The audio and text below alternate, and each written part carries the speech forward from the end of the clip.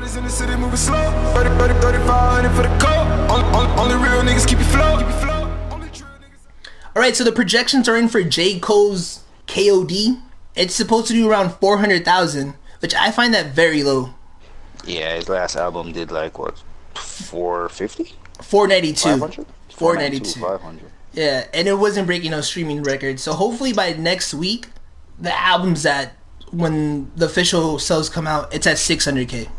Hopefully, that's what I'm getting at. Man, but let's get into this review. How do you feel about the album cover? Album cover was great, man. KOD means kids on drugs. You can see the kids, white girls sniffing cocaine there, boy drinking lean, nigga smoking weed. Right. Another kid up top with a Zanny on his thumb. So you can see that. Yeah, it's and like KOD is also killer demons. Yeah, you can see the demons under his cape right there. Right. And King Overdose, where you can see J. Cole with a crown on his head, his eyes flip backwards into his skull.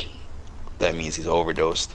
So he's saying he's king of the kids and drugs and killer demons? I don't know, maybe. Yeah. What do you think? I think that's why he gave us those 3 titles for the album. It's just however you're gonna consume the album is for you to choose the title. I listen to it as a kill our demons. That's the title I'm gonna go with. It's like, yo, that's how the album spoke to me. And then for the album cover, it feels like it's a nod to the 90s, you know? I feel like this could have dropped like in 95 or something. Like, yeah, this would look great on vinyl. Right? Like next to like a Tribe Called Quest album. So it's like, man, it looks like it would have been nice. Right when the album starts, we get an interlude. It's not your typical Friday Night Lights warm up or even Forest Hill Drive. You know, like a slow build up. You get if I'm not mistaken, it's like a trumpet, right? Yeah. It's a trumpet, jazzy. Right? And building up, and then we get the interlude, you know? Good build up. Mm-hmm. And then boom, we get hit with the 808s on KOD. KOD finally addresses why there's no features on his album. Niggas ain't worried to be on his shit. Mad disrespectful. But also really good thing to say. Yeah, I mean, when you go double platinum with no features with 2 albums in a row, you're supposed to feel that way, you know? In a time in hip hop where everyone's buddy, you know, sometimes you have to be braggadocious and just say what you feel. Yeah. He also said if practice makes perfect, practice is baby on this song. So he's really talking to these niggas. Right. So yeah. KOD's fire. KOD's fire. Yeah, like this is again. If you recall, this is one of the first songs that leaked from the listening party in New York. When someone pulled out their phone, KOD was the one that leaked, and I thought it was going to be the initial single, but they went with the ATM. Now on track number 3, we go to Photograph. How do you feel about this one? This is a great track. Real good commentary on real life. The average person, not just some street shit, not just niggas in the hood, not just rich people, but real life, everybody from every demographic. Niggas be on Instagram all day looking at these IG models, falling in love with these IG models. That's why their numbers are so high. And these girls aren't even models, by the way. They just take pictures of their ass.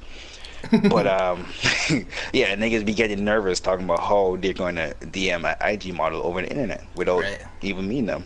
Right. So this is a real. Yeah, it's a real topic. It explains like the smoke and mirrors like we see like on like, oh my god, you look so perfect. And if you don't want to admit it, like everyone once in their life has fell in love or became infatuated with an IG model, you know?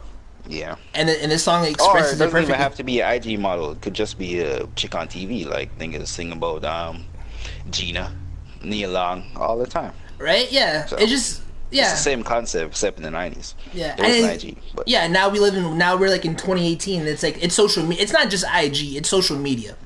You know, we live in this in social media times. So this song just represents that, you know. People talk to girls online. Yeah, that's one of my favorite tracks. Next track we get into is The Cut. Featuring Kill Edwards. Kill Edwards makes his debut. That's just saying J. Cole. Man. Or J. Cole on drugs. That's all the theory and who that is. Yeah, so. I didn't look into like the Kill Edwards thing. I was just like, man. I don't know if there really is any deeper meaning other than this is Cole's other persona with his voice being pitched, you know? That's the only way I took it. But yeah, this is good. You know, this kind of like I don't love the singing. I really wish he would get someone to fucking sing. Like he's literally going after something which is no features, which he already has done twice and went platinum. So it's like he's playing for a trophy that he already has. Like he don't need to do that no more. He can literally get someone to sing. Like he can do that. True. Like the singing on this song is alright, but it's not like no higher level. I feel like if he got like someone to sing, the song would be so much better. Not only lyrically but also sonically. Yeah, I can see that. That's a good point. I didn't think of it like that, but if you look back in J. Cole's, like, even in his mixtape days, like, he was singing his own hooks.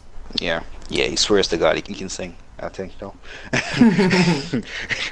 It's so crazy. Yo, I think before Cudi, Cudi opened the lane for people who didn't have, like, good voices to sing their own hooks.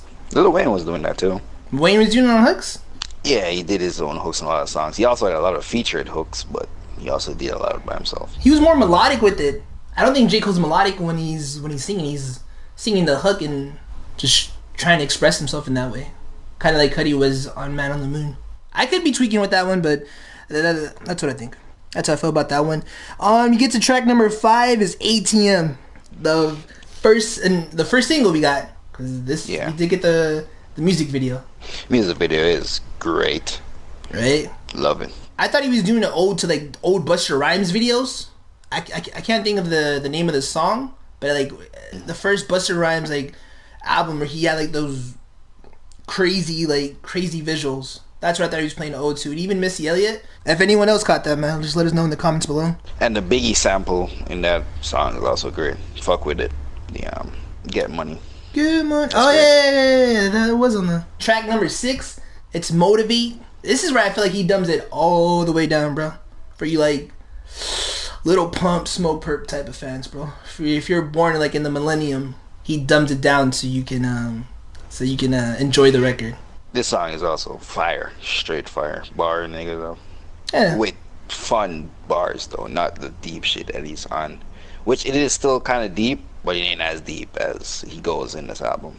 Yeah. That's what I'm saying. Yeah. Easy to consume. And then we get to track number 7, Kevin's Heart. I love this track. I love the beat. Kevin Hart. I thought Kevin Hart should have caught a fade with him, but after they drop a video together, I guess they patch it up afterwards, or this was a plan all along by Kevin Hart. Right? I don't know. Yeah, because we had like an early discussion about this, and it's like, yo, how does Kevin Hart feel about this? Like, his wife's gonna be like, oh my god, he's gonna hear this every time. Yeah. Every time someone plays this. Like, why did this rapper do this? You know, there's so many other people. You could have named it like after one of your friends, but yeah, Kevin Hart had to be in the video, and the video was cool. Like, it wasn't Kevin Hart's like the video starts off him in his car. It seems like in his ordinary like everyday life, like him going to the store, and then people looking at him because it's like, oh, look at this guy, he fucking cheated on his wife, you fucking asshole. Like, yeah, and then girls hitting on him. Yeah, and then like the lady is like judging him. It's like, dude, she just wanted a picture, you know? It's saying a lot without saying much in the music video. And I don't know, the beat, I fucking love the beat. There's still like some freaking snare in the back, something in the background. It clicks, like, I don't know. It just makes me want to listen to the record over and over. Just does it for me. We get to track number 8. What is it, Bracket? Brackets. Oh, this is the one the one Twitter went on. That he was preachy on it. He started with the Richard Pryor skit on Brackets. Yo, how can I forget that? The Richard Pryor, man. He finally made it onto a J. Cole album. Because before, he was on the Truly Yours.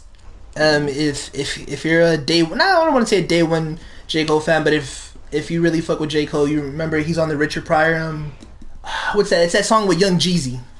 I'm forgetting the song's name, but it's the song with Young Jeezy on the Truly Yours. This track's cool. It's one of... I don't hate it like how everyone hates it, because about he gives us his perspective from taxes and how the government works, and I just like, it's a cool record, but it's one of the least favorite records. Not for... I thought this song was great. This song was well put together. The uncle skit when he's like, "Unc, I got that money for you," and he's really talking about Uncle Sam. He's talking about how corrupt the government is. I thought this shit was well put together, great. nigga, the government taxes the shit out of you, no matter how much money you're making, Yeah.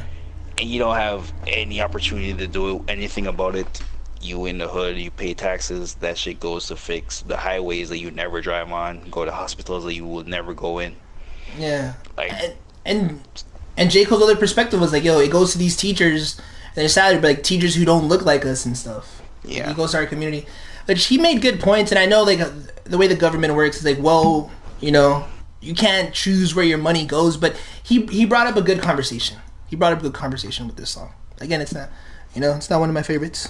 Then we get to track number 9, Once an Addict. This one, I ain't gonna hold you. This one made me shed a tear. This one where he like talks about his mom. This had to be early. I don't know if this is like an earlier J. Cole song, but he makes reference to him leaving home, going to North Carolina, like the pain was gonna stop, but then his mom still calls him drunk because his stepdad had a kid, you know. yeah. This one just gave me chills. This one made me. This is one of the deep cuts. This is like why I love J. Cole for records like this. Like it just hits me. Yeah, I feel like this song's gonna be a legendary song in the future, similar to how Jay-Z's "You Must Love Me" is such a great song when he talks about his mom. So I feel like these are on the same level. Yeah, He's legendary. Good point. And then we get to track number 10, man. Friends. This was one of the tracks that took him 3 weeks to finish. Remember, he said the last 3 tracks took him 3, maybe 2 weeks. He said he had to work on them a little bit more because he wanted the album to be perfect. And this was one of them. I fuck with it. Then we get to track number 11, Windows Pane. Storytelling on point, man. This one. Yeah, it seems like he was in the classroom talking to kids, and he was asking them questions. And that's one of the stories that one of the kids told him. And he just fit a whole track in between it. That was great. Like, Also, the window pane thing might be a metaphor for him, like, looking through a window, seeing the kids' pain, but can't really do anything. right? Especially when he said, if you were my sister, I would kiss you. Yeah. So, that's what I think. Yeah, like he embodies Tupac perfectly in this. Like you see why Tupac's his favorite rapper in this. To me, it's like his storytelling is on point. Like Tupac was alive, man, he would be proud of this song. And the last track, 1985, The J. most Cole, controversial song on the album. J. Cole versus Mumble Rap, where he both informs and disses very slickly. Great song. This is a throwback to old J. Cole for all you people who don't like that deep shit. You can go listen to this song's just for you. This and Lil Pump, and Smoke Perp going around having a fuck J. Cole tour right now. Shit crazy. When I first saw the track list, I was kind of hoping this was going to lead into like a Kendrick J. Cole album because he said 1985 was led on to another album. For the people who went to New York, he said that in the crowd but didn't elaborate much. That's what I got from like the threads online. And I was like, oh my gosh, this is going to lead to the Kendrick thing. But I don't see no way how this is going to be connected to Kendrick, right?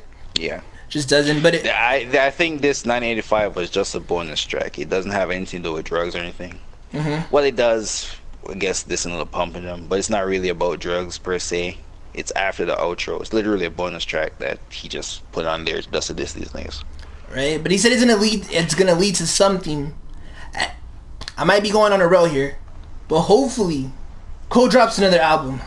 And I know it's like this year, because I mean, what is this song leading to? Was it? I hope it just wasn't to this little pump in them. Again, it was needed, but from what I read online, he said this is leading to like something else. And thinking about it now, maybe people took it wrong. I was like, oh, it's gonna lead in. No, he said it's leading into another album. If I'm not mistaken, yeah, he said it's leading to another album.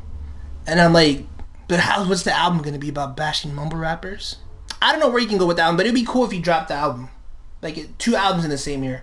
Again, we haven't seen that done since DMX, like an artist at their peak. And I know Rick Ross did it before, but like I remember Future did it.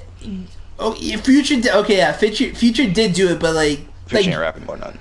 Right? And it's like DMX was rapping about something. Like you can even hear it from like the prayers tracks to like the inner, like DMX was going through stuff, and J. Cole is J. Cole's. Yeah. So they're speaking about actual things. So it would be cool if we were to get 2 albums. So what do you think about the album, man? What are you giving it? Yo, so we got this is gonna like be like our rating scale. We're gonna be doing out of 5. You know, each cassette. It's gonna be like 4 cassettes because our logo is a cassette. So 1 cassette, 2 cassette. I'm gonna give it 4.5. It's not right off the bat like to say it's a classic, but it's like it's gonna be that. He's talking about he's tackling things that are going on in today, like the drugs, the lean. Just the same way Eminem did with the Eminem show, you know, just about George Bush, 9/11, and everything that was going on with that album. And just the same way Kendrick did To Pimp a Butterfly, the Black Lives Matter movement, the cops killing people. And those albums are classic to me.